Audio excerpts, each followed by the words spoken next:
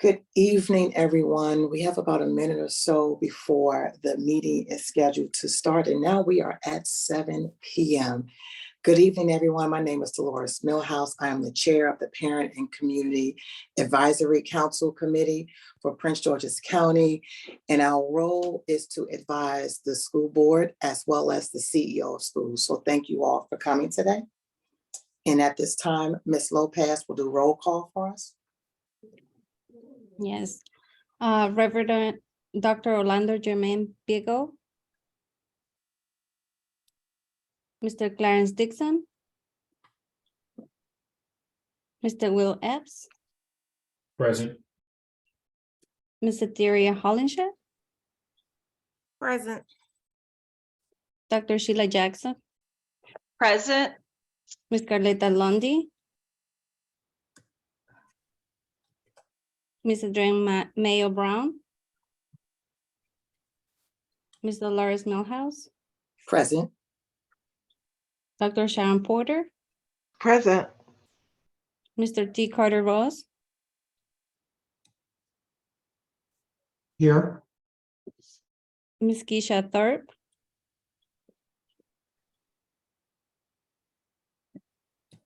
Ms. Robin Welsh. Present. Mr. Liz Wood. Present. Mrs. Adam Stafford, she's just calling me, I apologize, but we do have quorum, Ms. Millhouse. Thank you.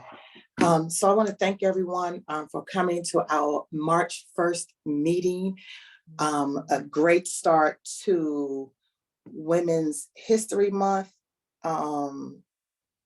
And Miss Lundy just sent me a message. She said that she can see us, but we all can't see her. So she's having some challenges to get into the meeting right now. So you all, I apologize. Rosa, I'm going to send her your number, if that's okay.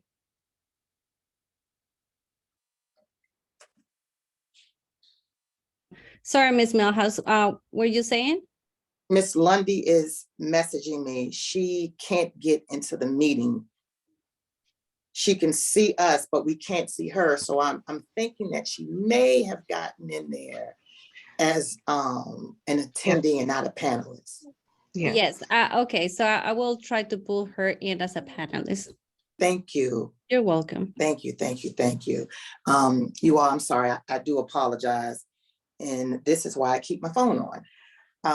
But thank you again for having taken some time out of your all schedule so we can connect and identify the things that we are doing as parent and community stakeholders to support the engagement and outreach in PGCPS, but to also come together to identify ways that we can help strengthen our school community.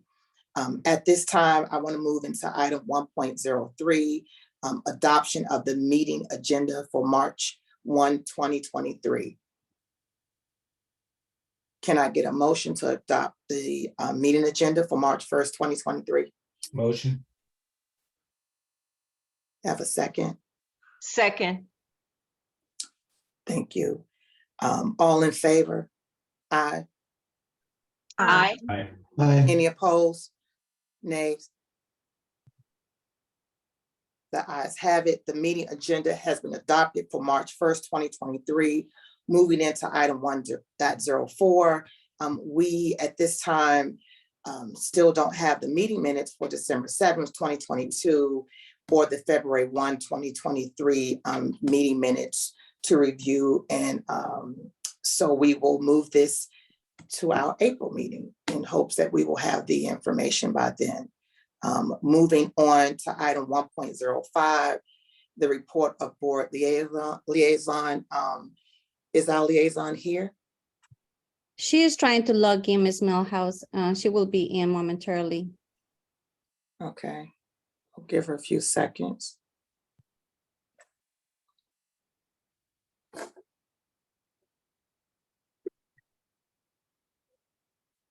Hi, Ms. Lundy. Hello, thank you so much. I was logged in as a attendee and not a participant. Thank you so much, Rosa. Thank you, Ms. Millhouse. Thank you, You're Chair. welcome. You're welcome. Hi, this is, excuse me, this is April Shannon. Can you change my name, please, on the screen? I think it says Dr. Sheila Jackson. Yes, yes. Wow, I appreciate the title. This is April Shannon. Hi, Ms. Shannon. Hello, everyone. Good evening. So Rosa, is Ms. Adam Stafford, is she still trying to log in? Yeah, she's coming in. Do you want to move her report after yours? I mean, we did adopt the Okay, you agenda as is. Okay, I understand. Yes, We'll wait a few more minutes. yes. Or seconds, I should say. Do you see her logging in? Or you know? Not yet. Let me just try calling her really quick. Okay.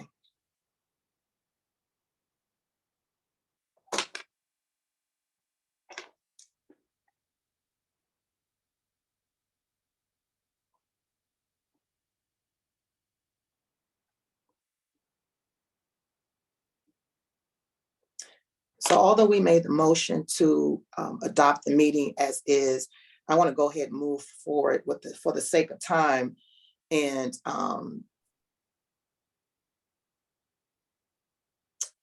ask that we actually move the report of the PCAC chair from item 1.06 to item 1.05.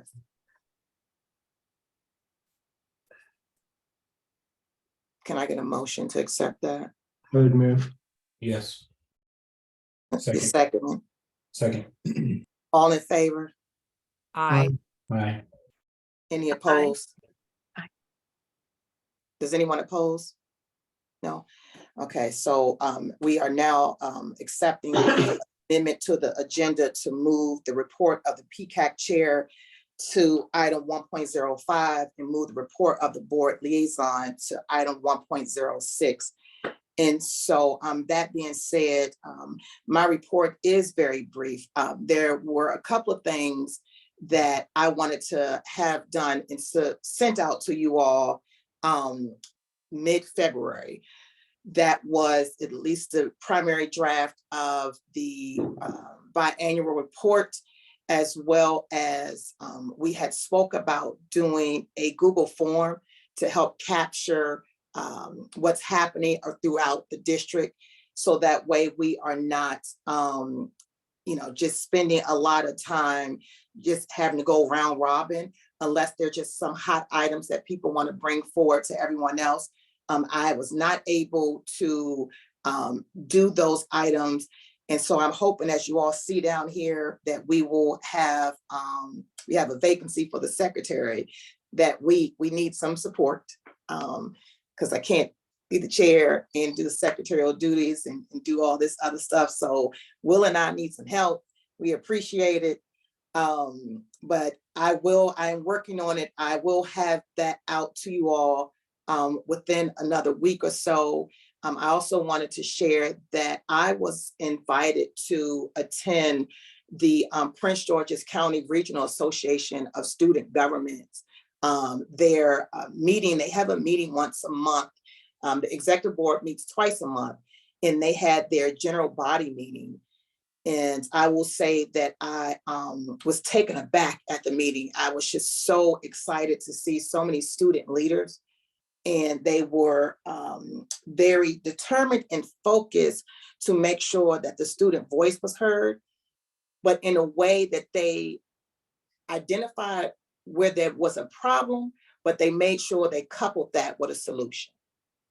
And as an executive board, they will be taking that information and bringing that back to their school leadership, as well as to their student board member, to really identify, as we are as advisors, how the school district can work to make sure that if we are doing all of these things that we're saying for the student, that the student voice is part of the decision making. And they have invited me to attend and actually be on the agenda for their March meetings, March 20th. I'm still waiting to get the information. I will share the details with you all, but that's just another group that while we're out doing outreach with our board members, that I'm hoping that we are listening and inviting them to the table to be a part of the discussion. And so at this time, that really is it for me in my report. I have been still really working with administrators, getting a better understanding of how we work together to have a report, but a survey that they are developing that really focus on engagement. I've been talking to Dr. Jackson's team and really thought it would be important to have her team to present today based on conversations that we've had about engagement. So we know what we have in PGCPS before we kind of bring in other thought partners that they work with to come to the conversation or come to the table with the conversation. And I also wanted to make sure that we are allowing our specialty areas to have a time on the agenda to speak about why they are a part of PCAC and how they are partnering with us to make sure that we are not just focusing on what the parents need, what guardians need, but how are we working with the civic community, how are we working with the faith-based community, how are we working with the business community. And so you will see them on the agenda during the presentation over the next couple of months. And that is it for me. Ms. Adams Stafford, I see that you are here. We are now going to move, if you are prepared, to 1.05 for your report, if you have one. And you can't do that. You can't bring the baby on. It just throws everything off. It just messes us up. Hi. That's not fair. Not fair. Sorry. Just wanted to bring some cuteness to you this evening. So I'll be very brief. First, I just wanted to say thank you to everyone for coming out to the PCAC meet and greet. I was stuck in traffic for a portion of it, but I was able to make it, and I was happy to get to see some of you face to face. And I wanted to thank Chair Mickens Murray for the idea to do that and for helping us to get the food. And it was just nice to get to see folks face to face. We took a very nice picture, which I hope will get out to everyone soon if you haven't gotten that picture yet. I also just wanted to mention that I did receive the proposal from the leadership of this committee. And so I did pass that along to our board chair. So I'm awaiting to hear a response, and I will get that back to you all as soon as possible. And also just, you know, I think that we have Ms. Welch here tonight, and she'll provide some clarity around the board policy making process that will help us to get a clear picture of what that looks like. And so again, I'm just here to support, and I'm really looking forward to what comes out of this group, particularly around parent engagement. So thanks so much. Thank you, Ms. Adams Stafford. And I just want to also share this piece. I did attend a couple of community events in the other districts. And I want to say definite kudos to Ms. Hollenshed and Mr. T. Carter Ross. I was just elated to just really see how I know all of you are working with your board members, and that's what the biggest thing that we'd have to continue to do, show a united front with our board members.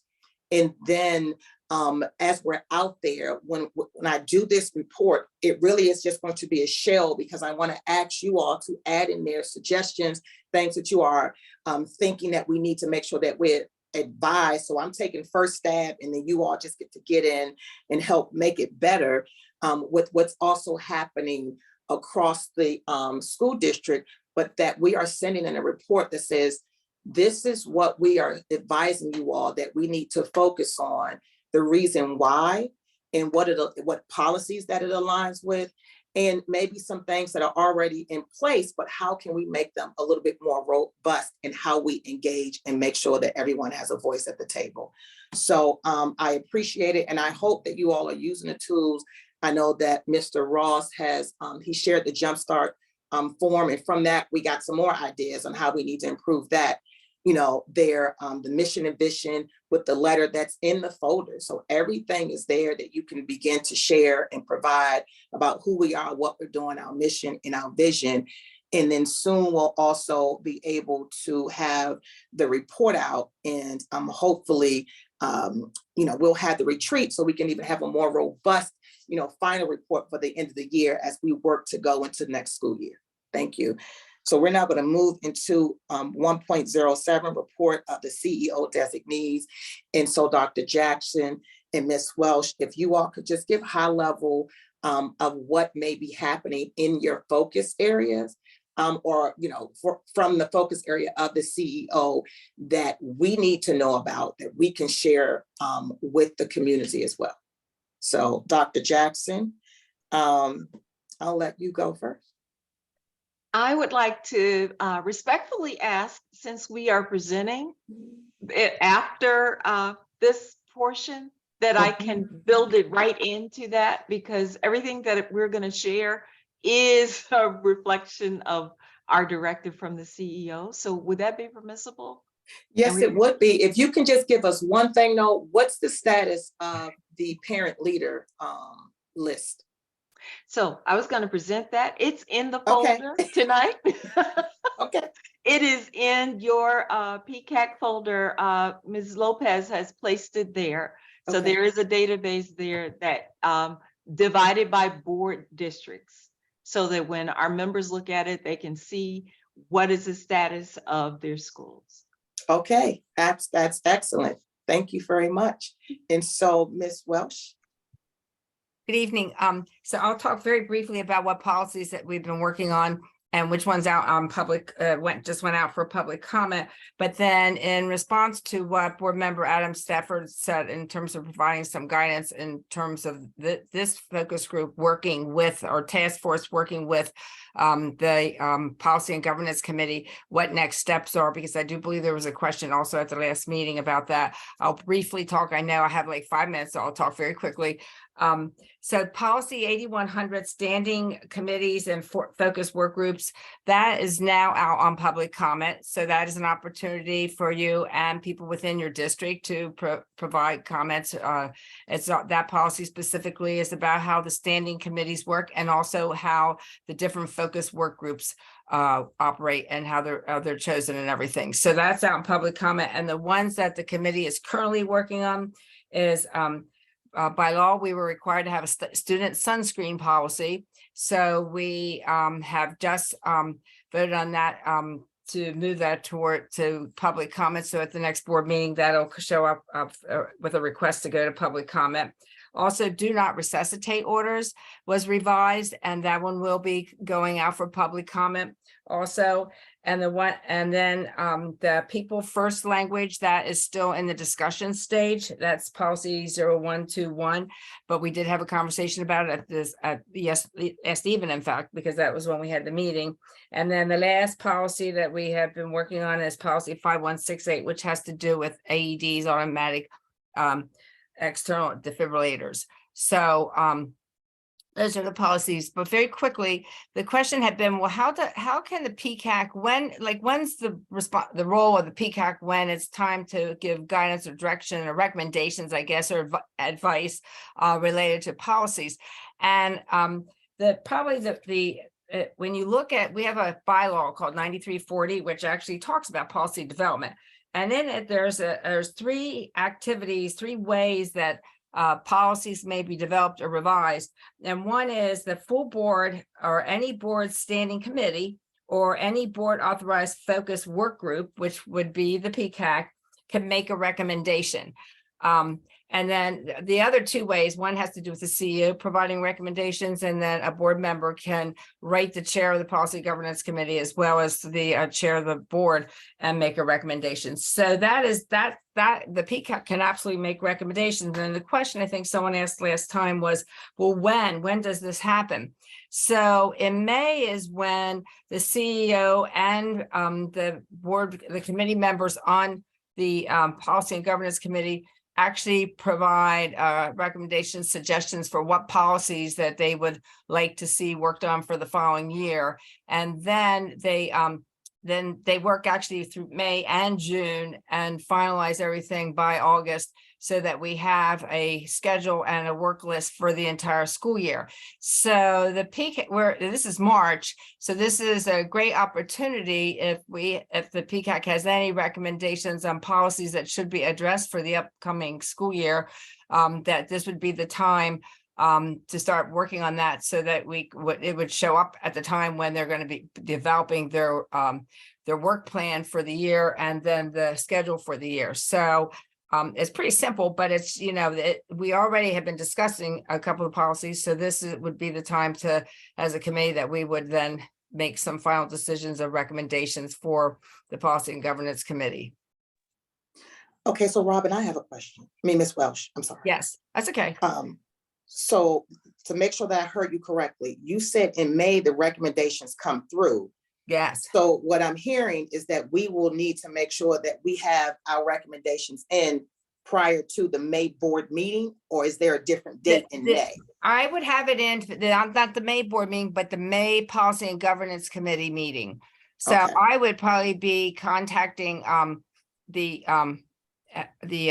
chair of that committee, which is the student board member right now, and Mhm. let him know that these are policies that we would like to, the committee would like to see, your recommendation to see if it worked on, developed, or revised for the upcoming school year.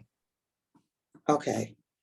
Okay, so I'm gonna put that down here as in item 3 for follow-up, you all, because I think this is a great opportunity while we're going out and connecting with the board members, as well as going out and doing engagement work with the different schools, that we can get them started at looking at the various policies and getting their feedback on what policies may be impacting various areas, to see if that is something that we can roll up as a committee to this policy group, so they can add to their recommendation list. That's good. And so we don't have a lot of time, but we'll flush that out. But thank you, Ms. Welsh. And if anybody else has any questions for Ms. Welsh about what she just shared? And I can also say, like, even if you don't get it done to April, that they have added policies when they were finalizing everything in June and in June, so that even if it takes you're communicating with different people, it takes a little bit of time to pull together. But I would say the drop dead date would be the June's Policy and Governance Committee meeting, which is usually, I think, like the second week in the month. So Tuesday nights. Yeah, okay.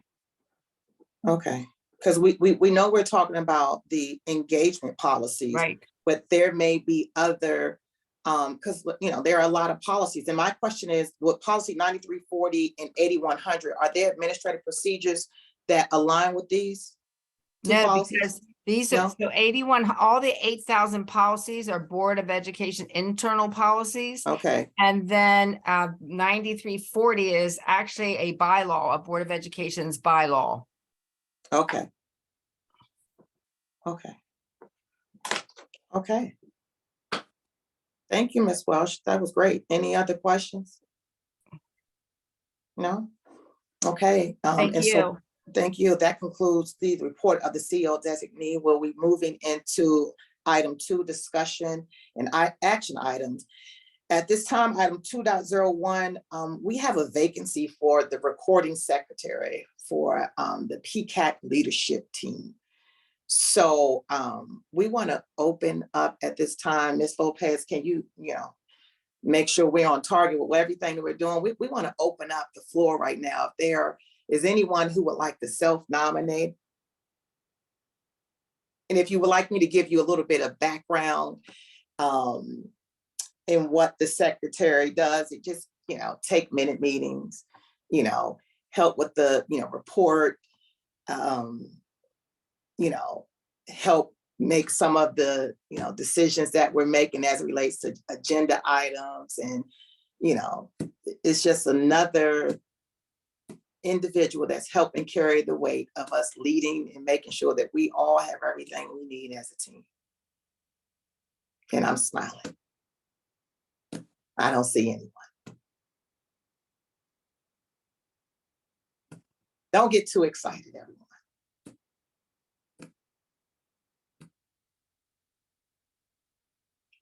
That no one is moving. Let me make sure I can see. I just want you all to know this is recorded.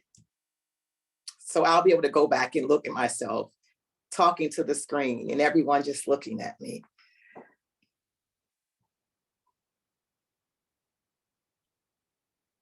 And I'll just ask one more time.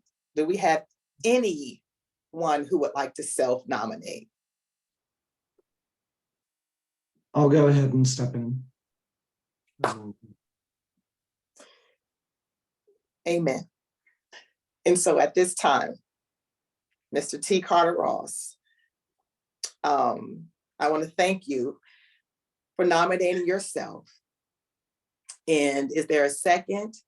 I second that motion. We didn't, I didn't put the motion on the floor yet. Is there anyone else? Is there anyone else? Okay, so we're going to accept your nomination, Mr. Carter Ross, as the PCAC secretary. Can I have someone to motion that we accept Mr. T. Carter Ross' self-nomination? I apologize for being premature. No, we accept that too. I nominate Mr. T. Carter Ross as the secretary for our PCAC. I second. Thank you, Ms. Hollenshed. Mhm. All in favor? Aye. Aye. Aye. Hearing none. I mean, any opposing? Hearing none.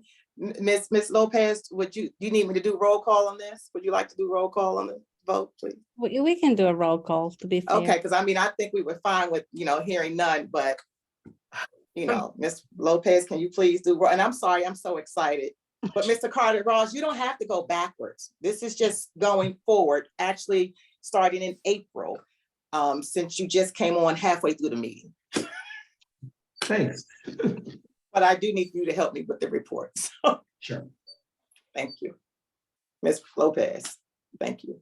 All right, the Reverend Dr. Orlando Jermaine Vigo, Yes. Mr. Clarence Dixon, Yes. Mr. Will Epps, Yes. Mr. Tyria Hollenshed, Yes. Dr. Sheila Jackson, Yes. Ms. Carletta Lundy, Yes. Ms. Adrienne Mayo Brown, Ms. Dolores Millhouse, Yes. Dr. Sharon Porter, Yes. Mr. T. Carter Ross, Yes. Ms. Keisha Thurb, Ms. Walker, Ms. Robin Welsh, Yes. Ms. Elise Wood. Yes. All righty, so we have a winner. We only have 3 absences today. And Mr. Carter Ross, you're officially the recording secretary. Welcome and thank you. It's much appreciated. Yes. I'm thank you. almost at a point that I can say that this meeting is over, but it is not. And so, do you have any words for us? Your acceptance speech or anything? Thank you very much. No, I'm happy to try and contribute. So Thank you. We will now move into 2.02 presentation, Dr. Jackson and the PGCPS Family and School Partnership Department. Dr. Jackson. Thank you so much and good evening, everyone. I'm going to quickly share our screen, but before I do that, I would like to have all cameras on my wonderful team. I'm going to ask them to please introduce themselves.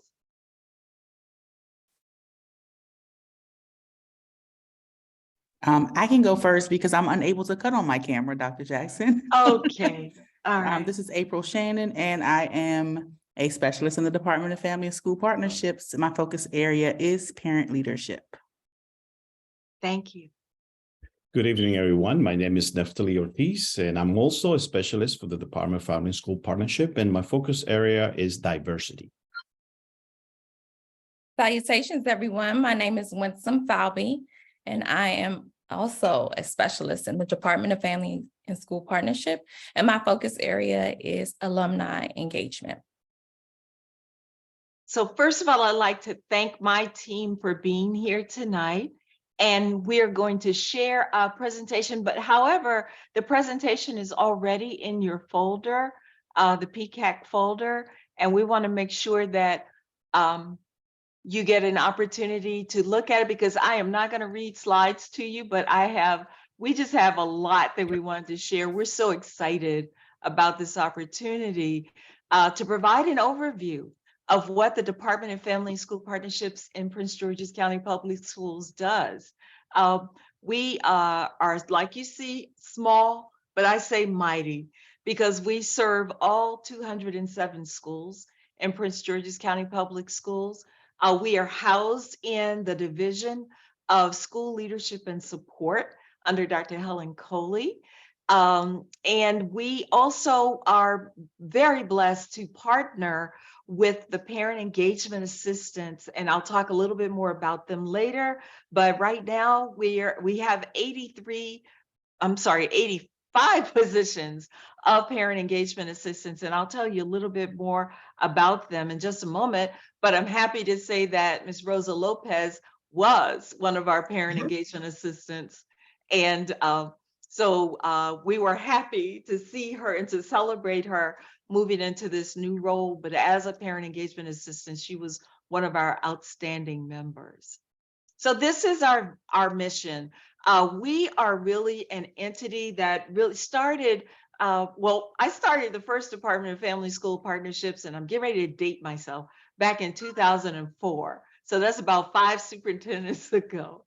But this particular iteration of this department began again in 2013. And this is the mission that we have, that we want to make sure that we help every school, every office understand what family and community engagement is, what it looks like, so that we can increase participation and collaboration between all of the stakeholders that support the education of all children in Prince George's County Public Schools. And so to carry out that mission, we have goals that have been set out by our CEO. And 2 of those big goals are to make sure that we work to help increase parent and family interest in wanting to be engaged, making sure that we're paying attention to the diversity of our community so that we engage all families, and that we make sure that family engagement is aligned to our district processes and events. So there shouldn't be anything happening in Prince George's County Public Schools that does not engage parents, that does not let parents know how important they are and why we need them engaged. And then you'll hear a little bit more in a moment about our parent leadership organizations. That's one of our big rocks in our department, is making sure that every school has some type of parent leadership organization, PTA, PTO, parent advisory group. Every school must have a dedicated mechanism for making sure that we hear parent voice and we get parents engaged in shared decision-making. Everything that we do is aligned to the PGCPS strategic framework. And sometimes we laugh because we say, well, we don't really see the name of our department, but we are infused in the work of the school system. We realize that this work cannot happen in every outcome goal, in every strategic imperative, without us engaging families. Our families have such a wealth of knowledge that they can contribute to help the school system improve in everything that it does.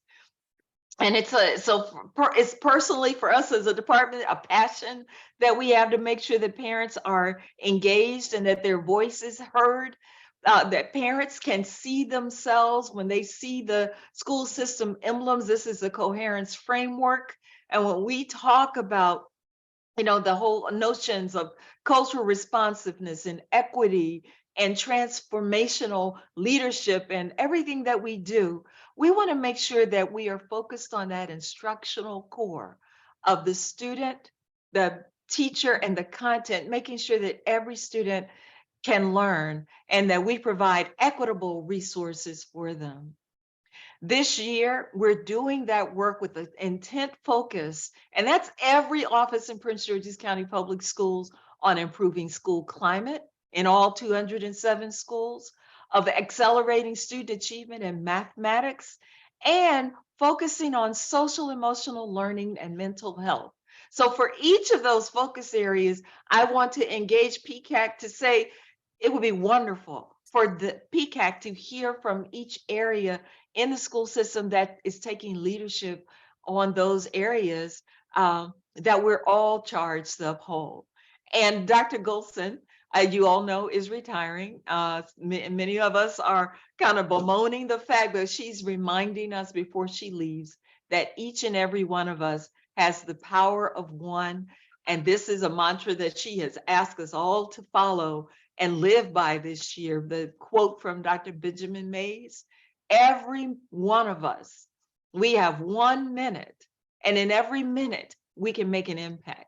And that's what this department is definitely committed to. And so you have a copy of this PowerPoint, everything that's in it, we share with you. We just want you to know that we're here to serve, and we have systemic goals. We're very strategic in how we work. Because again, we support all 200 schools and we support offices. We provide training and support to offices around customer service, around building effective relationships and partnerships with families, because every office interacts with families in some way. We offer Family Institute sessions, and we'll talk about that in just a moment. Our parent engagement assistants, parent support centers has been a pleasure for us to set up and run for the school system, and they run in every Board of Education district. They're open every Monday night. That's not a holiday, to make sure that parents who are now in this new age of supporting children with the technology that they have to support their work are able to support their children. We are taking the lead on helping to roll out the Code of Conduct for families, volunteers, and visitors, and we provide training for parents who may find themselves in violation of the Code of Conduct, and we give them what we call restorative coaching so that they can eventually restore their visitation rights to schools. Again, you'll hear more about the parent leadership organizations, because again, Ms. April Shannon has all of these. Our 3 specialists are what I call bundles of energy. And so I'm going to turn it over to them shortly, just so that they can talk about their focus areas. But we have the parent leadership organizations and the work of having organizing quarterly conversations between parent leaders and executive level of staff in the school system, so that they can ask questions and learn about ways that they can be engaged to, again, improve the system. Mr. Ortiz is going to talk to us again about his diverse, and of course, I give him everything. He not only focuses on diversity, but he talks about how do we engage refugee families, because we do have many refugees who come to Prince George's County. He's building what we call dad advisories, getting fathers more engaged in education. Ms. Falvey, alumni engagement initiatives. If you've ever been to any of our alumni gala, Ms. Falvey's fingerprints are all over that. And then parent cafes are part of the family engagement initiatives in our school system. We engage families through academic parent-teacher teams, and then we have cross-functional partnerships. So that's all I'm going to talk right now. I just want to turn it over to my wonderful staff that I thank for being here tonight. And we'll start with Ms. April Shannon. Good evening, I'm back. Yep, so as Dr. Jackson stated, again, my focus area is parent leadership. The first number you see here, parent leadership organization development and support. So if there's a school who lacks a parent group. Now, parent leadership organization means PTO, PTA, PTSA, PTSO, parent advisory council, parent club, committee, whatever form the school uses to gather parents, make sure that the parent voice is heard, make sure that the parent community and the administration are communicating regularly and effectively. That's what a parent leadership organization is. Doesn't necessarily have to be established as a nonprofit organization within the schoolhouse, which is what like PTO or PTSA and PTAs are. But even without those things, like doing taxes and having a bank account and having a nonprofit organization and completing paperwork and all of that legwork that comes along with creating one of those organizations, regardless of whether or not the school has that or the parent community has the capacity to build that, we still want to make sure that there are schools that every school has an organization of some kind. It doesn't have to be a formal organization, like I said, club, committee, whatever. But what I do is go into the school and speak with parents as well as school admin to see what best fits that school community. And we go and grow from there. And with that, the quarterly conversation, which is the next topic, the quarterly conversation is a conversation between parent leaders and school district leaders. That's where the leaders of these parent organizations, whether it be board members, presidents, vice presidents, secretaries, or potential parent leaders. You don't necessarily have to lead a group, but maybe you are a parent in your school community that is active, that does participate regularly, and your school may not have something yet, but you do communicate with administration and things like that, then they absolutely are invited as well to the quarterly conversation. So the quarterly conversation is just an opportunity for real-time data, real-time information, real-time topics, things that are going on not only with the school district, but within your own school community. For instance, normally Dr. Goldson would come to the very first one of the school year. It's called quarterly because it happens once a quarter. So the first quarterly conversation, Dr. Goldson usually takes part in, and we've had solutions given to things right then and there in real time. One example, you might not necessarily know, we always use this example. There was a parent one time who said, listen, there's a dumpster in the way. When we try to go in and out of the school parking lot for picking up and dropping off our students, there's a big backup because there's one dumpster we have to work around. How do we get this dumpster moved? It was done the next day. So bringing your real concerns to the quarterly conversation is a great way to get those things sorted out. And even if Dr. Goldson is not there to make the call that night, you have a whole screen because we're virtual right now, but you have a whole screen of people who have various resources along with the district leaders that can support. So that's another way we make sure that parent leaders are abreast of all things happening in the county so that they can lead their parent communities effectively.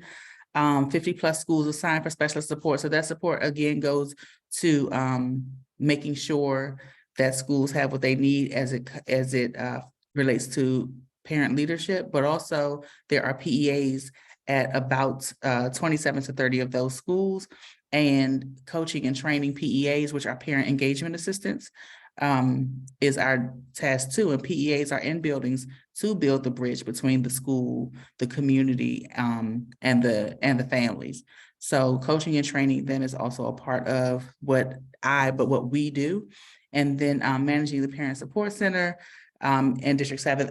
My center is located at Drew Freeman Middle School, which is right now located at Forestville High School, because they are building a big, brand new, beautiful building. And that happens on Monday nights. And parents are able to come to the Parent Support Center for support with virtual learning devices. Even though we are back in the building, we still do our one-to-one technology. So when parents need support with that, or even things like how to access certain portals, that we use, certain apps that we use that are sanctioned by PGCPS for to support our students. Some parents don't know how to log on to certain things or to get into some of the apps that we have. They need to learn how to navigate some of those things. They can get that support as well at the Parent Support Center. Any questions for me? I can't see the screen, so if you can just come off mute because I can't see the the people. Yeah. Well, April, if Yes. we could, I would like to go ahead and let's let all three specialists talk about what they do, and then we'll come back and we'll do questions. Oh, okay. Okay, will you be available to answer questions for me? Yes, yes, Okay. I understand. Thank you. All right. Good night. Thank you. We got you, April. Okay, Okay, thank you. thank you. And so next, and thank you, April. Ms. Falvey. Okay, so my focus area is alumni engagement. And I have the pleasure of working very closely with the Education Foundation arm that supports raising money for the school district. One of the main things that Alumni Engagement Initiative has been known for is the Hall of Fame Gala. So this started 4 years ago, and we have had the pleasure of reminding the county, the state of Maryland, all of the good things that have come out of Prince George's County.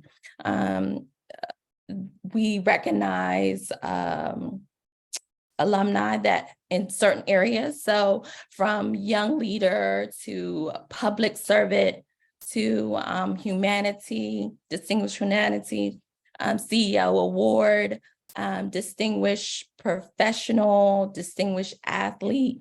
We've honored singer Kenny Lattimore was a part of our 2019 class. Sugar Ray Leonard. In 2020, we honored, and we had to do it virtual, Abby Phillips, Richard Arnold, and he is an astronaut. He graduated from a Bowie 2021. The list goes on and on. But if you haven't heard, please take time, mark your calendar. The next one will be in October 2023. So that is about alumni engagement. We also raised money through the Alumni Alliance. Again, that started 4 years ago, and it is a way that as an alum, you are able to get discounts throughout the county.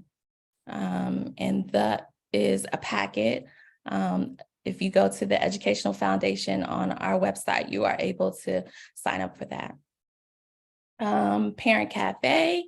Parent Cafe is an opportunity for our parents to kind of have parent circles.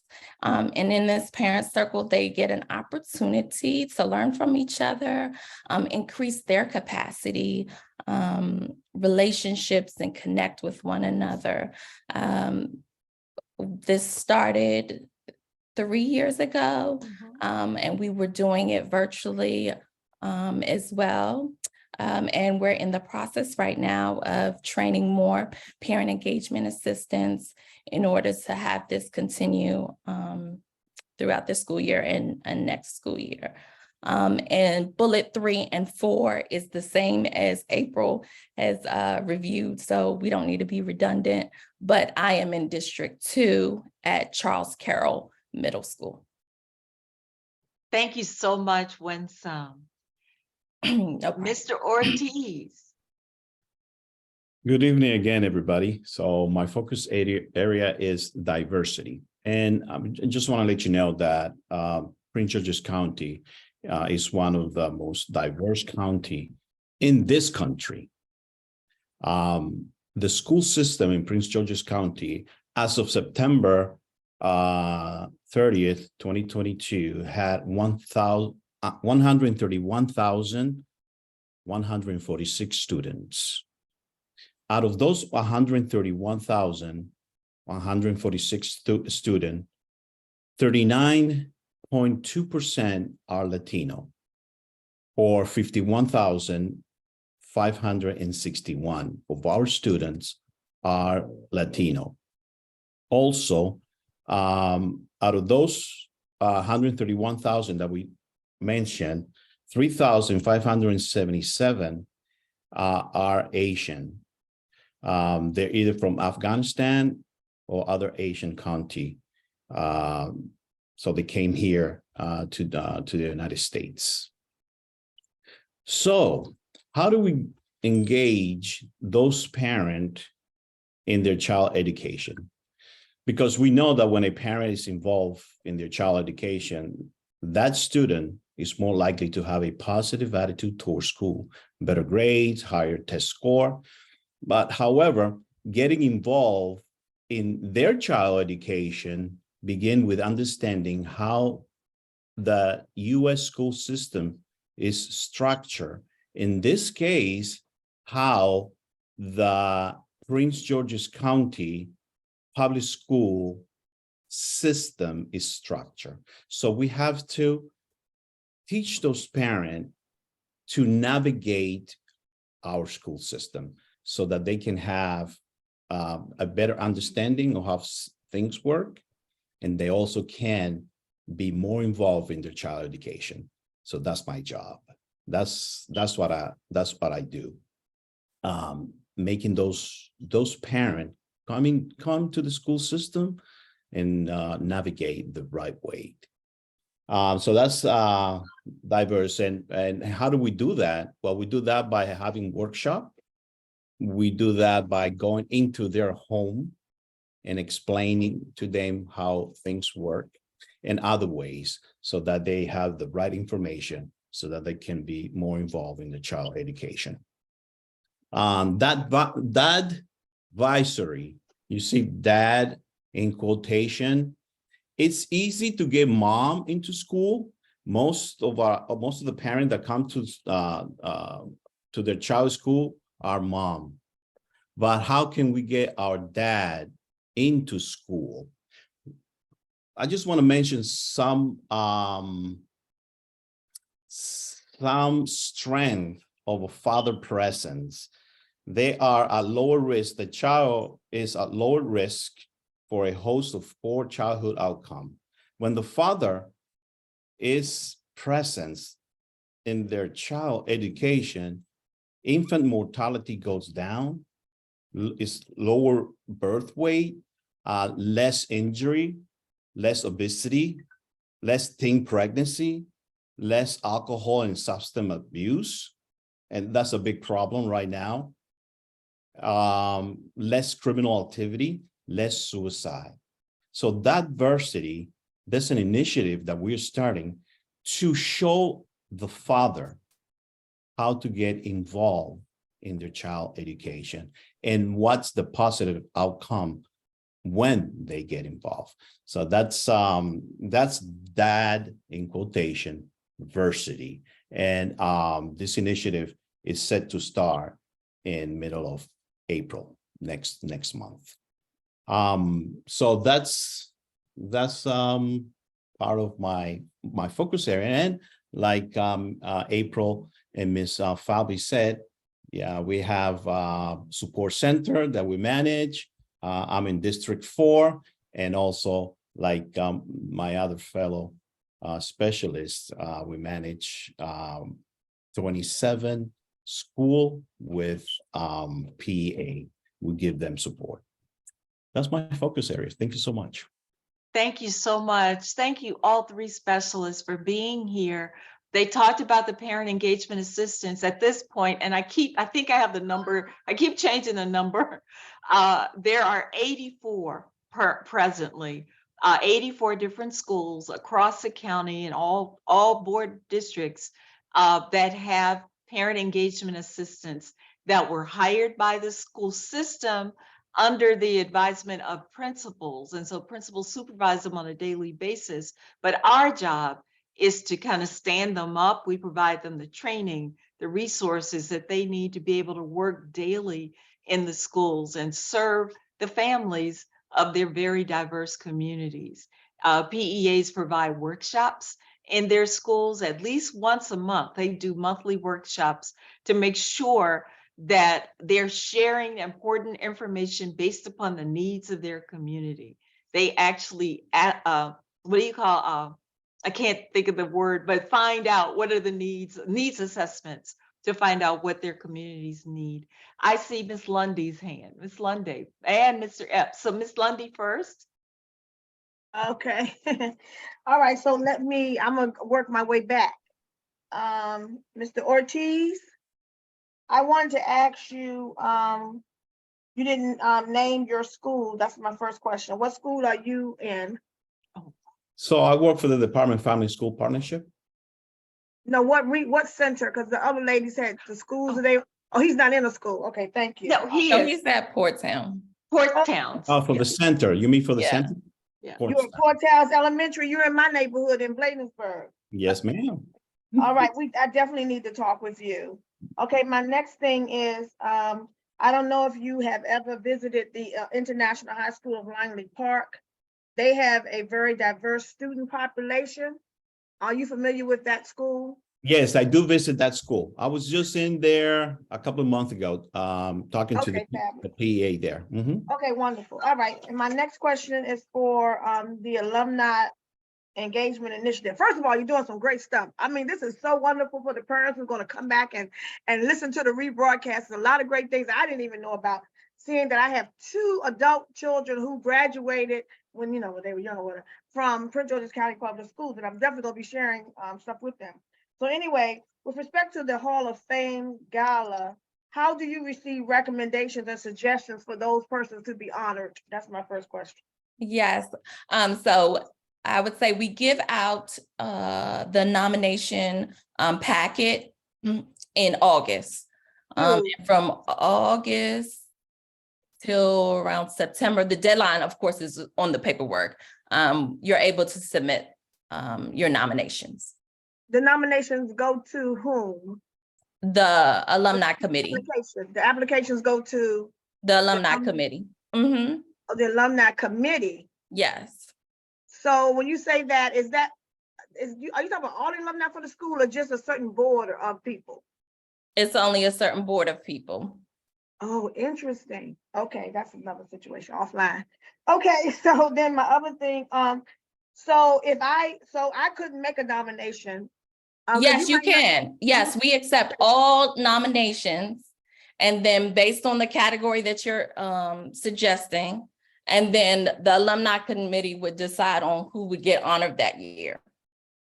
Okay, so we look forward to getting that paperwork. Okay, Absolutely, it's posted. Like I said, check for it in August. and it's posted at you all's page. No, on the Prince George's website. public PGCPS website. And it'll be under what category? You'll be able to look under alumni nominations, Hall of Fame nominations. Yeah, And it'll probably be also directly under the Education Foundation link as well. Education Foundation. Okay, my second, you got 3 people spoke. So then another thing is the educational fund to sign up to get these discounts. Okay, that's another thing. Now going to the other young lady. I don't know if she's still here or not. She had to leave, but we can answer. We can answer the question. Okay. Courtney, for the code of conduct open to volunteers, how do you sign up to receive the training? If I wanted to take Dr. training Jackson. as a volunteer. Oh, if you want to train to be a volunteer, No, if you that wanna be trained on, you said something about the training for the code of conduct, you're working on that. So how do someone sign up? So you say it's You open would- to volunteers. that is, so the training that people get right now is people who have violated the code of conduct. Oh, However, if someone just wants training on the code of conduct, just contact me and we yeah, could that set would be that up. good. Yeah. But there is a workshop. There was a workshop that just happened on the 28th Thank of you, February. Winsome. Thank you. I just did one last night. You're right. And so we have another one we do those to the general public Okay. every 2 months. So we will let you know when the next one is. Okay, do you all have all of this? Do you also post more readily on a social media platform like Facebook or anything like that? Because, you know, just to go to the school board website, all that good stuff. Do you all have a social media web page or, I mean, a page or anything? Oh, my gosh. Do So, we have a webpage? Yes, we do. However, Yes, on the school, Facebook. Prince George's County Public Schools calendar, all of our Family Institute sessions are listed right there, and you're able to click on that and go directly to our Zoom link. Okay, so you all don't have a Facebook page at this time? It doesn't stay updated. Oh, okay, thank you. So with respect to coordinating the quarterly conversations between systematic leaders and leaders of parent organization and district leaders, bringing real conversations to the school leaders. I really love that. I like that. That is so important. So I wanted to give you kudos for that.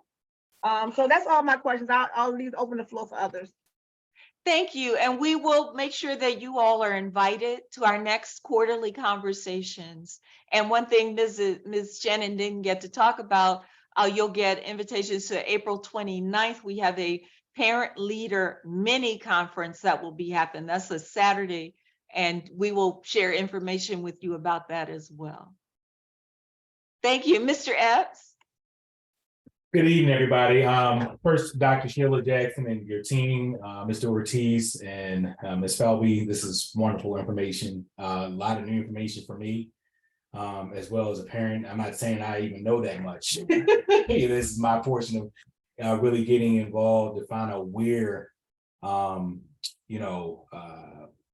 I can use my skill set to really bring more engagement around parents. And I think the biggest thing is just the absence of what's hidden in plain sight. It is, and I think we even talked about this, and I know I talked to Dolores about this offline as well, about how do we engage in 2023, and then I would love to know more about what the Dad Advisory Initiative is, and what that looks like. I would imagine is different needs in different districts, based on the environment, based on a lot of different factors. And so I would like to hear more about that, around what that is, because I do agree, and a lot of my peers, fellow dads, understand the importance of the presence and the numbers behind it. I don't know if everyone does, but just want to hear more about how we can take part in actually promoting something like that, and how we can get more men to even be informed about it. Thank you. Thank you. I'm sure Mr. Ortiz and Mr. Epps will be connected. So thank you. Yes. Thank you, Mr. Epps. I'd be glad to have a conversation, Mr. Epps, and sit down and talk about diversity, because it is a need. In my travels through different schools, I see that fathers are just not there for very important meetings. So we brainstorm and we come up with let's do something so we can attract our dad to get more involved in their child education. It's not that they're not involved, but they need a little bit more of a push. Well, and I think the messaging is very, very important, because I believe dads are involved. It's just a how. A lot of dads just don't have the time to go to the actual meeting because of various responsibilities, right? And it is it's important for me, because it's also about the father, the empowering the dad as well. And so if the messaging isn't clear around, hey, we know you're involved, but how can we get you involved in the ways that we have available, is really what I want to maybe put some more thought process behind, if that makes sense. Yes, and we can surely need the help, Mr. Epps. Maybe you'll be one of the speakers there and to motivate our dad. And and one thing also, you said that they might be busy, they have to work and and provide for the family. So like I said, Prince George's County is one of the most diverse county in the country, in the United States. And a lot of our fathers there come from another country, and they don't know what to do. Right. Get involved. And that's an opportunity then to learn how to do it. That's right. Yeah. Yes, thank you. Thank you so much. Thank you. Dr. Porter.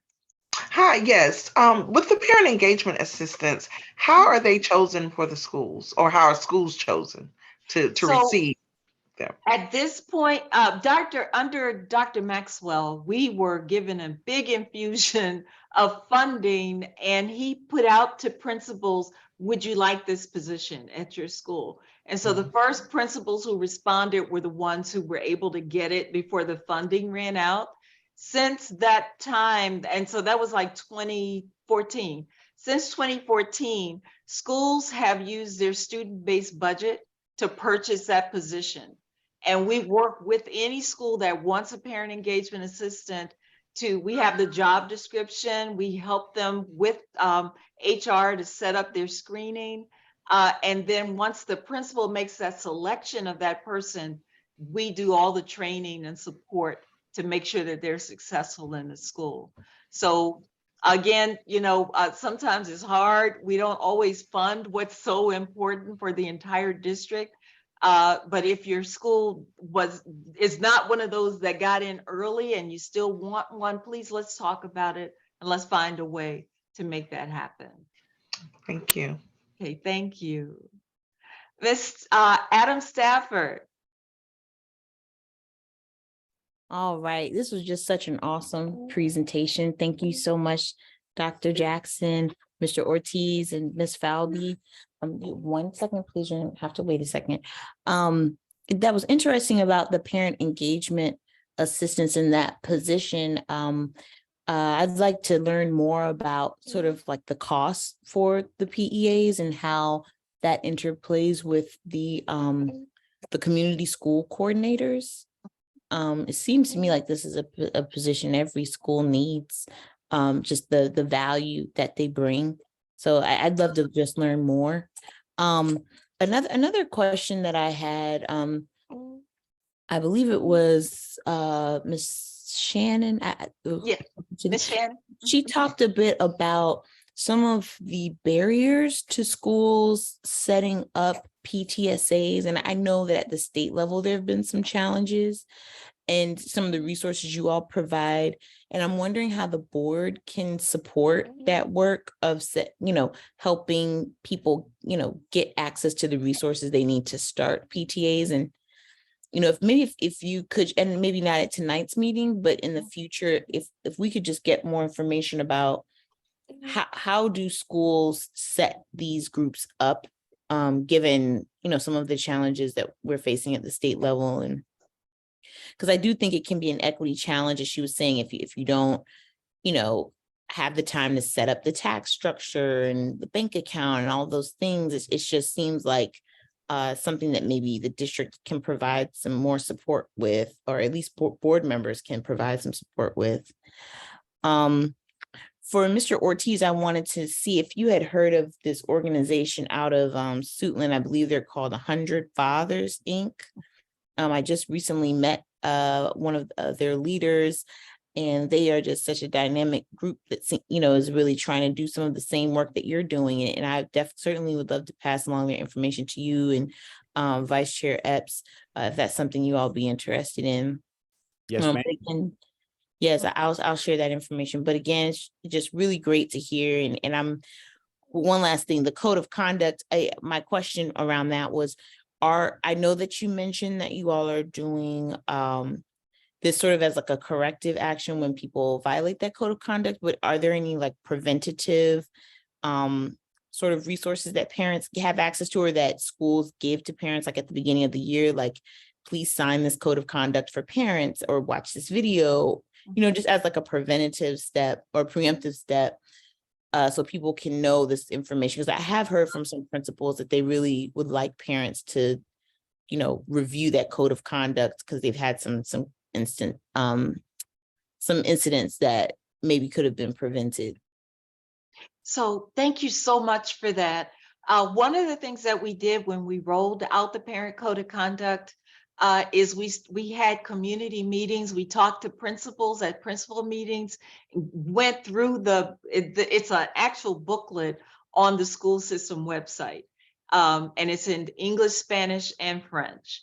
And but if within that booklet are parent responsibilities and what are the things that are considered violations. And so in some of our schools with parent engagement assistants, before a parent can come in and actually volunteer or work in their building, they take their parents that are interested in serving in the school through the parent code of conduct. At this point, we don't have a signage, but I love that idea, Ms. Adams Stafford, because the students and staff, we sign our code of conduct. So it would make sense to incorporate that into the training that we provide, so that we can be preemptive in some of the things that happen. As a case comes up, they come to me. And, I immediately do my best to talk to the principal, but I talk to that parent immediately about, what infraction they may have committed and how they need to restore, that relationship, but also what they have to do in the interim to make sure that they do get their rights back to participate in their child's school. The bands are really at what we call level 2, and at a future meeting, or if you all can come to one of the workshops we have, I will make sure that you get in-depth understanding of it, and I'll make sure you get a copy of the parent code of conduct if you haven't seen it already. Yeah, because I'm sorry, Dr. Jackson, I thank you so much for that response. And I think, the concept here is that, parent, as we have said a lot of times in this group, we want to really view those parents as partners, right? And, if everyone is signing this code of conduct and agreeing to these norms, having, parents and guardians be a part of that process too, I think that can really send a really strong message that, you're reading this and you're agreeing to like the norms of this community, because parents are engaging with the school outside of volunteering, right? For, conferences and school-wide events. And I think it really does share that message of we all are part of this community. That's just something to consider. But thank you so much for this great presentation. Thank you. Thank And you. Dr. Jackson, before you move to, I know Ms. Hollenshed has her hand up, but this is going to be the last question that we have. And this is great. We may need to do a part 2, Dr. Jackson. I will say please, because there are like 30 other slides. I thought it was much more important to hear about the real-time work that's happening, but I haven't talked about Family Institute and what people call Parent University.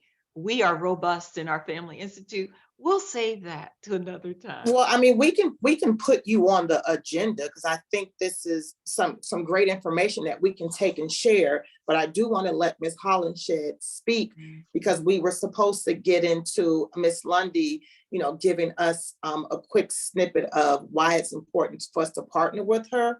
Yes. But we need to get back into put you back on the agenda again. Yes, and I apologize. I think we went way over, but thank you. No, you did. Please. You did, but it's okay. It is okay. Great Ms. information Hollenshed. though, Dr. Jackson. Great information. Yeah, this Thank is what we you. needed. Ms. Hollenshed. My question is hopefully very quick. Where can we find the list of the parent engagement assistants and the days that they're at the various schools? Oh, I am so sorry. I have not provided that. I will give that to you. They are at those schools every day. Okay. That is their assignment. And I'll make sure that you get a list of those. But every parent engagement assistant's name is listed on the school website, and it's literally underneath their principal's name. Okay, thank you. Thank you, Winsome. Thank you for that. You're absolutely correct. Okay, thank you. So back to, and I will stop sharing back to you. But it is something, Dr. Jackson, before you, is there anything that you definitely want to make sure that before you pause at this point in the presentation, is there anything that you want to make sure that you are giving us that we walk away with, like this April 29th date? This will be great. I'm glad to hear that everyone on the PCAT, in the PCAT committee will be added as parent leaders to the quarterly conversation meetings. And so is there anything that we can walk away from with this meeting. So when we're going out there and connecting in the community, that you want us to make sure that we are sharing about you and your team and what's up and coming.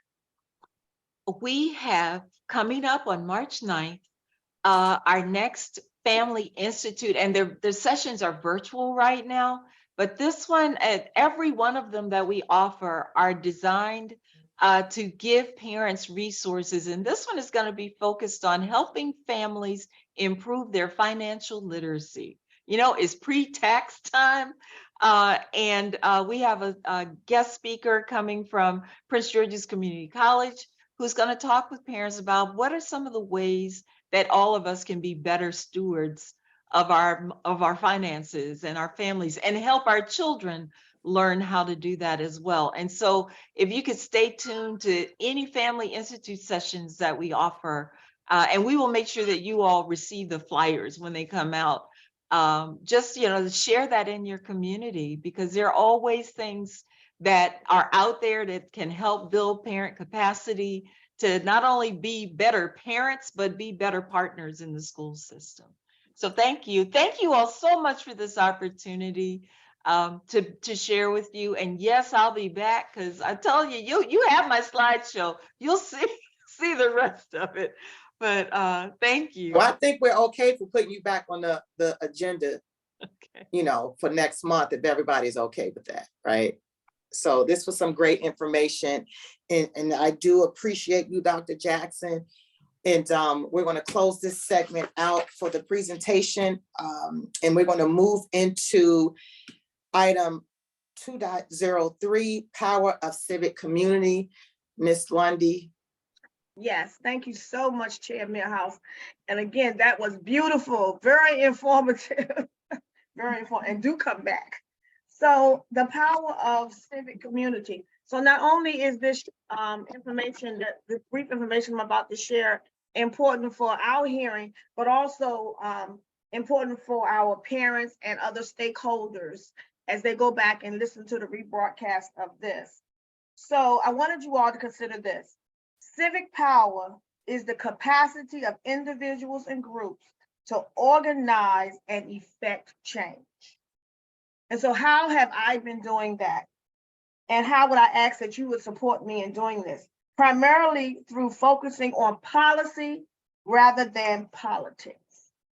Putting power back in the hands of our parents.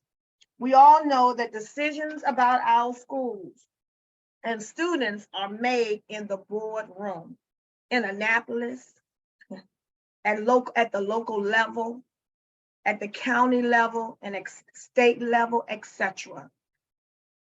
So one of the ways I'm fostering engagement and sharing information with parents is through the sharing of information about where they could go to learn about legislation, education legislation that may become law, that will impact their children, teachers, and they deserve to have a seat at the table.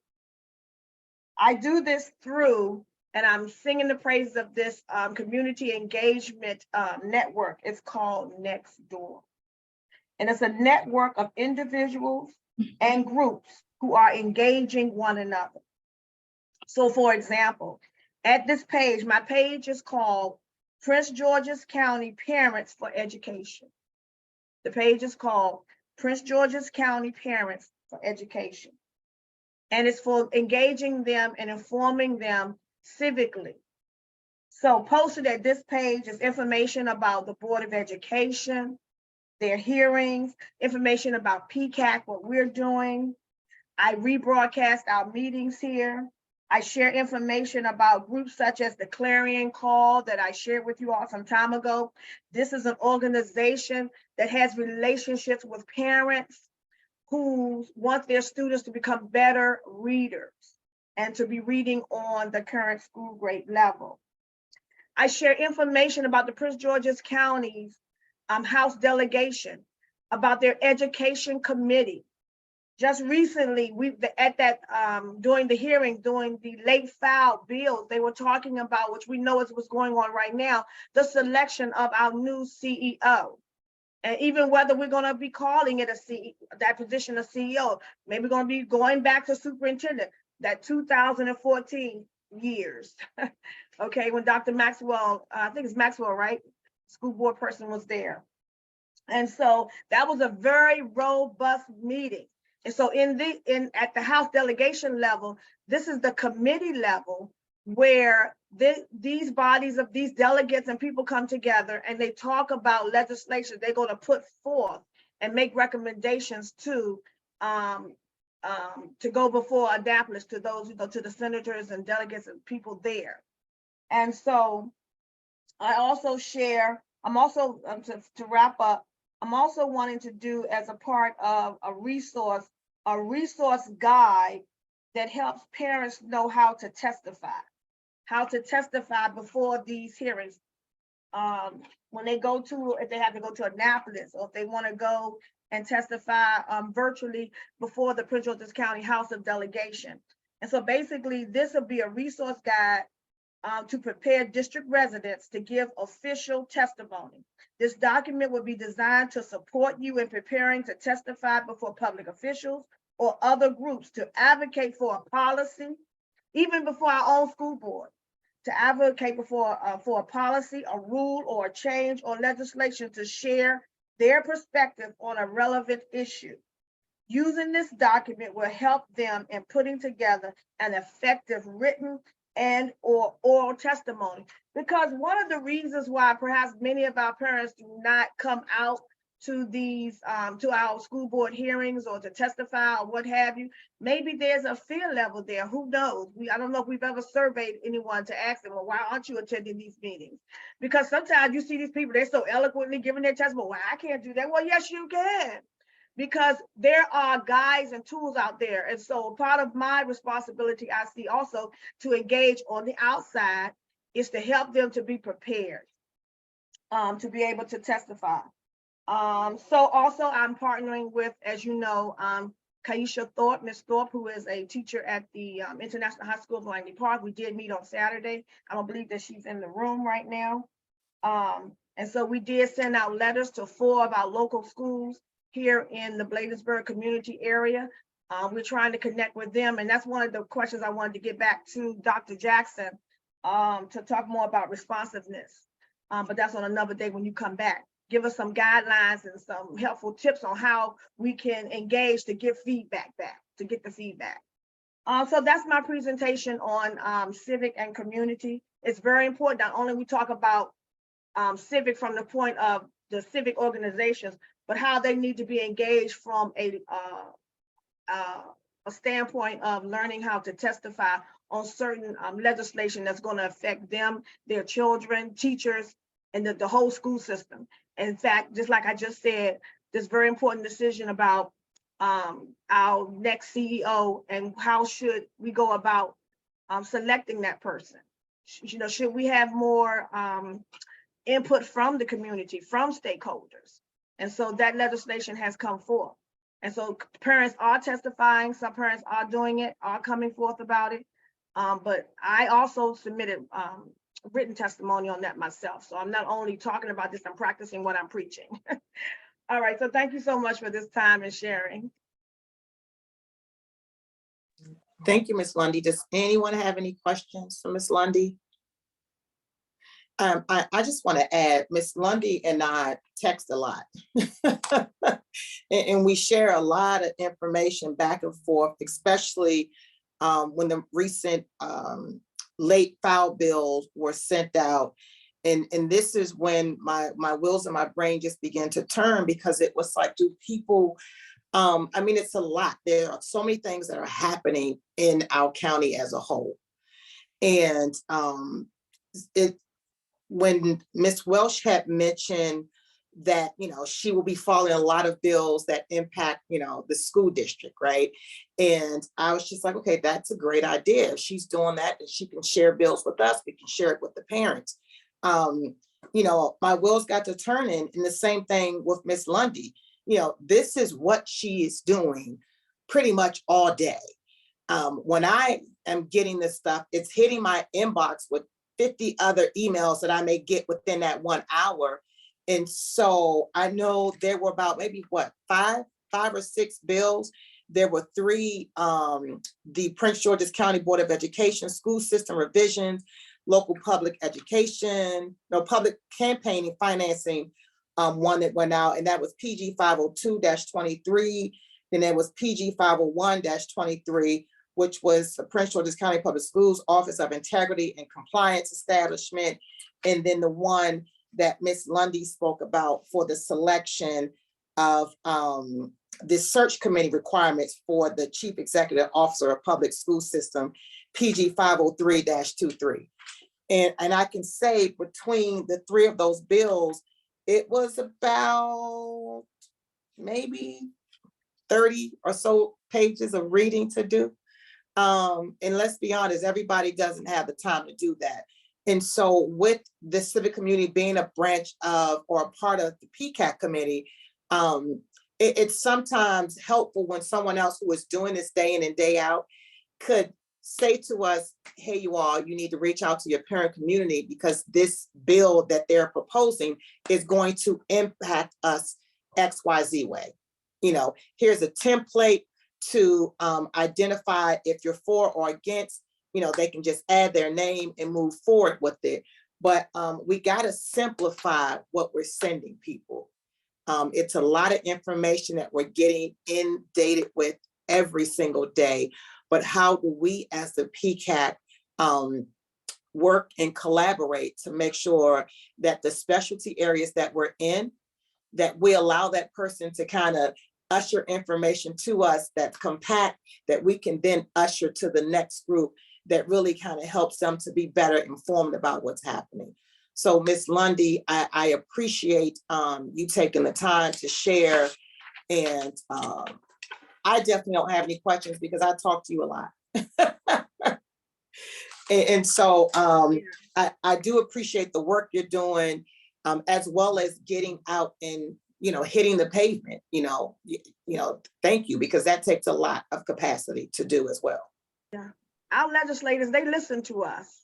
Yeah. They really do. They listen to us. And even if I post the House Delegation Committee meetings so that the parents can get an idea of what's going on with the legislation, so they can get a summary of the legislation. Because like Ms. Chairman House said, it's a lot of reading, a lot of information.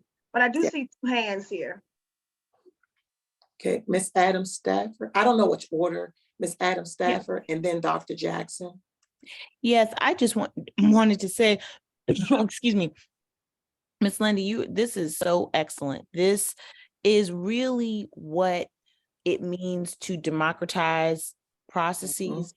When you say, look, you as an everyday citizen can make your voice known, and here are 5 ways you can do it, and you show them how to testify, you show them how to submit testimony.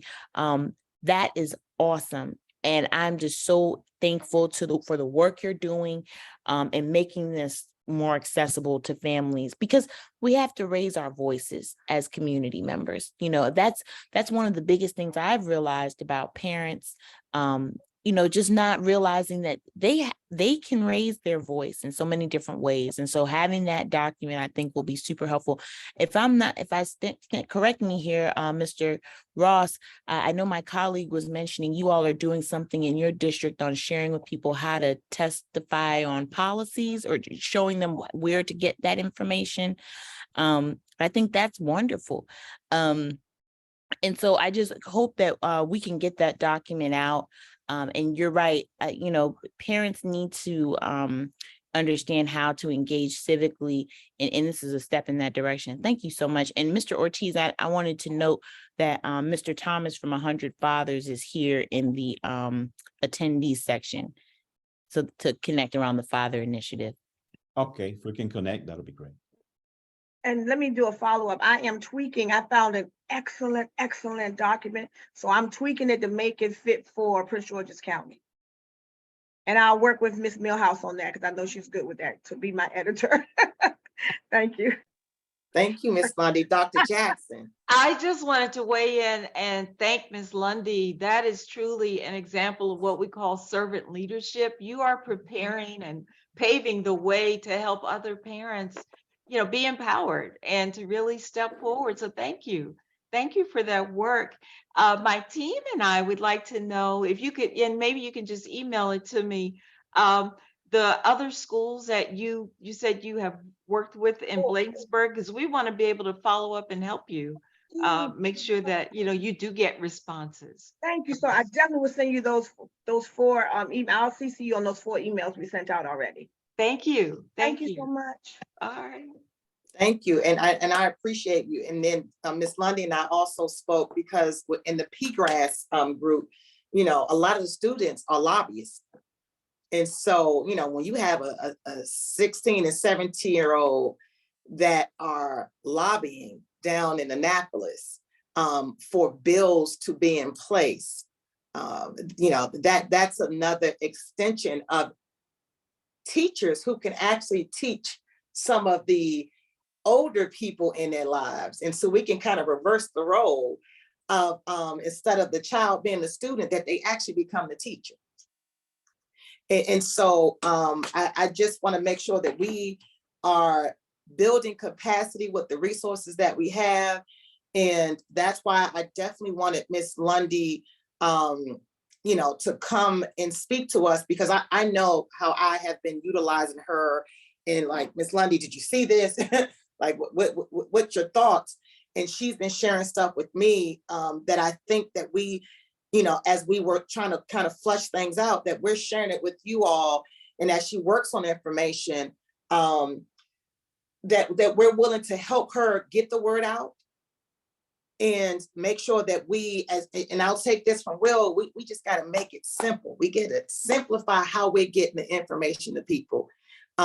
Because it's a lot of information going out. So thank you, Ms. Lundy. Are there any other comments or questions? I can't. No? Okay, so let's move on to, do we have any? have a Wait a minute, comment. we have one more. We do? Okay, I'm sorry, I couldn't see. I just really want to give you guys a shout out. Like, y'all are doing some excellent work. It is 8:30 and y'all are committed to our county, and I love it. I'm so excited to be on this call. We got a new recording secretary. We got, you volunteering to be here on April 29th. And I just hope that our office can tap into you, because you guys are truly examples of, advocating for not just your school community, but Prince George's as a whole. And I just love it. I'm glad I'm here to be a witness. Oh, thank you, Ms. Falvey. I want to say that this is an amazing team. We are just coming together and knowing the work that we need to do, and we're trying to be organized at the same time. But we tired. I'm not gonna lie, we tired tonight. We want to go home. No, but just like you can tap into us, we hope that we can, you'll get an email from Ortiz, Shannon, and Galby. Yeah, no, but we need, and that's what I wanted you all to come. And I think the most powerful thing right now is the civic piece and the engagement piece. And if we can build capacity in those 2 areas, then we are not just, doing all this work alone. We're able to say, hey, you got this, you got this, you got this, and I can't show up today, but I know that it's in good hands, because we have an army of parents that are working and community partners, that we're working together to make PGCPS the most amazing school district in the country, in the world. And so I'm excited too. You just gave me a burst of energy. I'm not going to use it all up because we're going to get out of here. But I really appreciate, I'm very excited about what we've done so far and what we have in store, like what's to come for this committee. We're setting the groundwork for the next group that comes in. It's going to be easy for them, very easy for them. Ms. Milhouse? Yes. A shout out to all of you, and also to Ms. Lopez. Thank you for facilitating. She's everything. We love Ms. Lopez. Yes. Yes. Where would we be without her? I don't know where I would be. So thank you all. Thank you, thank you, thank you. Is there any other comments? Kudos? No. Does anyone have anything that they want to share as it relates to something that's happening in their district updates? I do know we have some community meetings that are coming up in the district. So if you all can share really quickly, if your board member has a upcoming community meeting that you would like to share with us and that we can maybe come and support. I'll start with District 1. Do you have anything? Hi, it's me, Talise Wood. I have been in contact with David Murray and receiving ongoing correspondence. I do not see an upcoming meeting. However, we'll update everyone when this comes about. Okay, thank you. you. Ms. Nell Brown is not here. Mr. Carter Ross. Yeah, so Hamilton Booster Strother and I had a really good meeting with parent leaders a couple of weekends ago. Handled by Zoom. We had about, it was like we topped out around 15 people from about 8 schools. And it was just sort of an introduction of what PCAC is and sort of talking about how we can try to build more engagement. And one thing that did come out of that, and I did share the Jumpstart Guide, and thanks to Chair Millhouse for joining us for that too. But that was a great start. We need to get it translated into Spanish once we feel it's at a point where it's ready to go. That's very important, particularly in District 3. And then also one thing that came up in there was sort of understanding how people can educate themselves through board docs as to what's coming up, both before the general board, but also in the committee meetings, since that's where the work gets started. So I've got a first draft of a guide to how people can try to use board docs and understand how to navigate it and find things in it. That's going out to a few other people for eyeballs.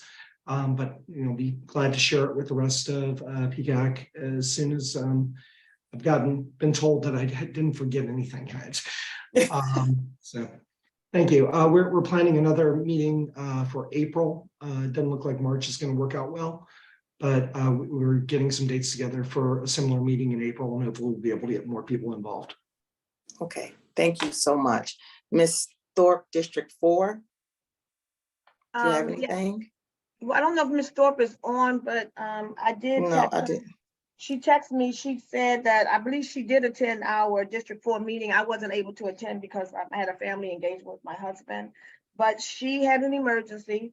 So I want to let everybody know that she is fine. And I let her know I will share my notes, and plus I will share the recording once it's on board docs. All Okay, right, thank you. but Miss Adam Seifert, are you still on? Yes. Don't you have an event coming up? Well, yes. So I have been working with Parks and Planning to basically provide students throughout the county with additional in-person tutoring support. So you may have seen a flyer going around. It's called the Saturday Academy. And children ages 6 through 9 can go to a community center. We have 10 sites, one in everyone's district here. And we need your help getting these spots filled up. We have so many parents and families that are signing up for this. There are 60 slots open at each site. And they will be offered food. They'll have in-person small group tutoring. The ratio will be 1 teacher per 6 children, and they'll get support in math, reading, and STEM. So, we look at, literacy across the nation. This is a national challenge we're having with literacy, reading and writing due to COVID. And we have an all hands on deck approach here in Prince George's. So we need the PCAC to get this info out. Parks and Planning is partnering with the council, with PGC, we're all working together to get this information out. So we need you all support in getting the folks in your district signed up. Okay. And I'll shoot that information out for you. Thank you so much. Mr. Dixon, District 5, do you have any updates? Yes, certainly. We met with Dr. Miller on February 21st, at Kenilworth Elementary with a meet and greet with parents. That was an awesome meeting there. The parents were very much engaged and supportive. Now we're circling back around to partner with the Mayor Bowie, Mr. Tim Adams. That will be going along on our next meeting back at Kenilworth, and as well as Bowie High School and Heather Hills. Thank you. Okay, thank you, Mr. Dixon. Ms. Hollenshed, District 6. Good evening, once again, everyone. District 6, there's a lot of great things going on. Our board representative, he will have his meet and greet every 4th Saturday at 11 a.m. In a Minute Cafe in Largo. We had our first one this past Saturday. Chairperson Millhouse was in attendance. So we had a very, very great discussion. We also informed the parents or the participants in attendance about the upcoming tutoring sessions. And we had a very great discussion around tutoring and what that looks like. Ms. Adam Stafford, I will definitely be reaching out because there were questions that came up that you probably could answer better than we can. So I'll definitely be reaching out probably tomorrow with some of those questions. Also in District 6, there will be, well, it's going to be countywide, but it's going to be spearheaded by District 6. It will be a hackathon. So definitely look out for that. If there's anyone that is interested in being part of the planning committee, definitely reach out to Brandon Jackson, which is the District 6 representative. Thank you. Thank you, Ms. Hollenshed. Dr. Porter, District 9. Yes, thank you. So this Saturday, District 9 Representative Lolita Walker will be co-sponsoring the Community Parent Summit at Accokeek Academy, along with the PTSA. And this is at the lower campus. It's from 11 to 1. And also she has her community chats every 3rd Saturday morning at 8:00 a.m. And right now they are virtual. So you can just sign up if you are in District 9 to get the RSVP link, and then you will be sent the Zoom link. Thank you. Excellent, excellent. Mr. Epps, do you have anything as it relates to the business community? Yes, I have some just maybe one update, major update as it relates to business community. I just also want to follow up or add on to Mr. Dixon. I happen to live in District 5 as well, and Dr. Support Miller will be at Whitehall Elementary next Thursday for anyone that can help spread the word. Whitehall Elementary next Thursday for meet and greet at 7:30, 8:30. That's where my kids go.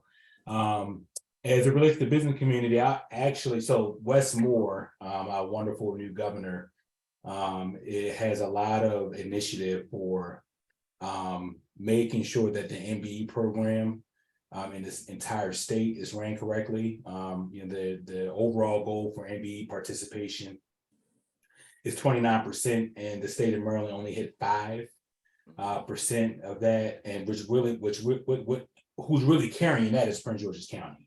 By the way, I'm an MBE certified firm. My company's MBE certified, so I was invited last night to Annapolis, MBE night in Annapolis, and it was amazing. Wes Moore was there, and as I continue to build and cultivate relationships in the business communities with all this federal money coming in, we're hoping that over the long term, businesses will then partner to, whether it's internships or summer jobs or whatever it is that we kind of think about as a group, as a collective. I'm in process and building those relationships now. So I really want to tie in my conversations for my own company, but also as it relates to PCAG as well. Thank you very much. And is Dr. Orlando Bagel still on? And so I don't know if you all were aware that the county executive, she actually had a countywide meeting with the faith-based community. And so I was hoping that he may have been a part of that so he can give us some feedback. But I'll circle back with him. I'll just say for me in District 7, I've been working with my representative. He is starting to do I want to, I'm the never meet and greets. He's doing walkthroughs at the schools with the leadership. He is working on a couple of things that he mentioned to me yesterday. I am not privy to announce just yet, but I am excited that he is doing more to engage the parent leaders in our district and making sure that they are having a sit at the table. We are doing a lot of meetings with the elected officials, which is great, but we need to make sure that we're bringing all parties together to work collectively as partners in education.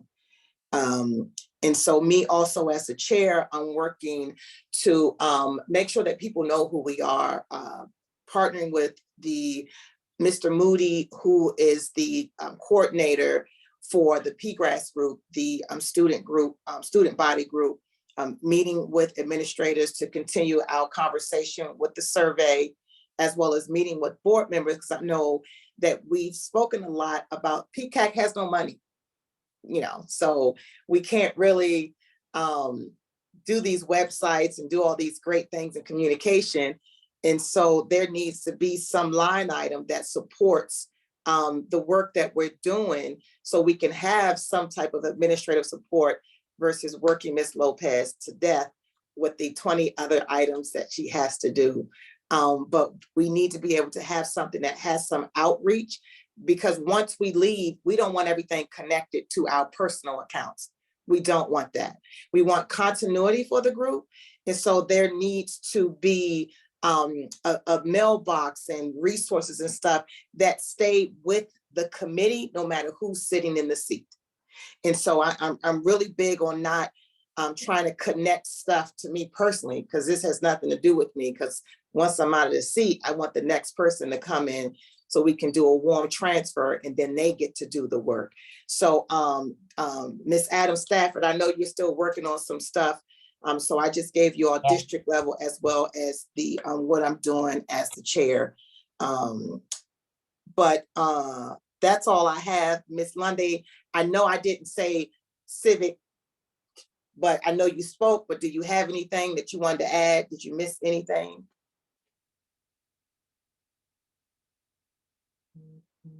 No, everything's good. Okay, I appreciate you. And Ms. Lopez, do you have anything? No, ma'am. No, okay. Just tomorrow, there is a special board meeting. It will be virtual. Okay. Yes, that's And it. what's the special board meeting about? So the agenda is, it is posted on Board Docs. I think they will be discussing, I believe, some matters on the OGIE report. In case you would like to attend.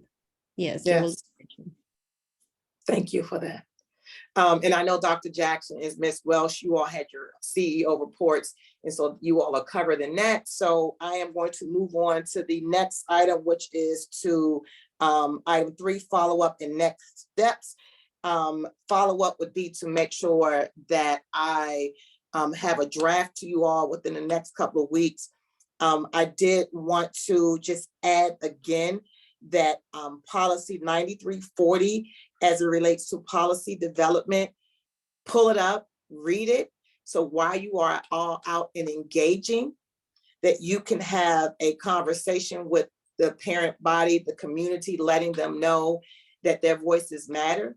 So they can look at other policies, especially the ones that we're working on, to see if there's any that we should maybe, it doesn't have to be on this report, like Ms. Welsh said, that we could submit it at any point in time, but we need to submit it before the May meeting, right? The May meeting. Ideally, that That's would be- highly suggested. Yes, ideally, that would be good. Yes, yes. And so we don't really have too many next steps other than Dr. Jackson, we will talk to see if we are going to have part 2 for the presentation. I will be circling back with our board liaison to see where we are, as she mentioned, the retreat, and what next steps we actually have to do, because we've submitted all that we need to submit. And that's really it for me. Does anyone have anything in closing? And I want to just say, Mr. Carter Ross, thank you. Thank you and thank you. I don't think you understand. You're welcome. Thank you, thank you. And Mrs. so, Millhouse, can I make one announcement that you know that Prince George's County Public Schools is sponsoring community meetings on the fentanyl crisis? yes. And so there's one coming up on Monday, March 13th at Surrattsville High School from 6 to 8 p.m. And if you haven't had a chance to go to those very informative and almost troubling, heartbreaking sessions, it's important to go and to share that with other parents in the community as well. Yes, and I thank you. And that reminds me that at the PGRAS meeting, some of the students that came up to me and they mentioned that they advised Dr. Golson that they would like to develop a video because the one that was being shown was too long, but they want to be a part of putting together a video so the peers can see themselves, right? So their peers can see, you know, someone that they can relate to that's on screen. So, and they will use that information to push it out and, you know, do peer-to-peer conversations. So that I thought that was extremely awesome. And that's also sharing how much people's voices are being heard. We just got to know how to use them. And so there is power in our presence. Thank you for being present tonight. It is 8:50. We are moving into item 4, which is to adjourn today's meeting. So moved. Goodbye. Good day. Second. Second. Good Thank night. you. I'm sorry, we have a motion. Good night. Yeah, Yeah, good Seconded. night. Have a good Aye. evening. good night.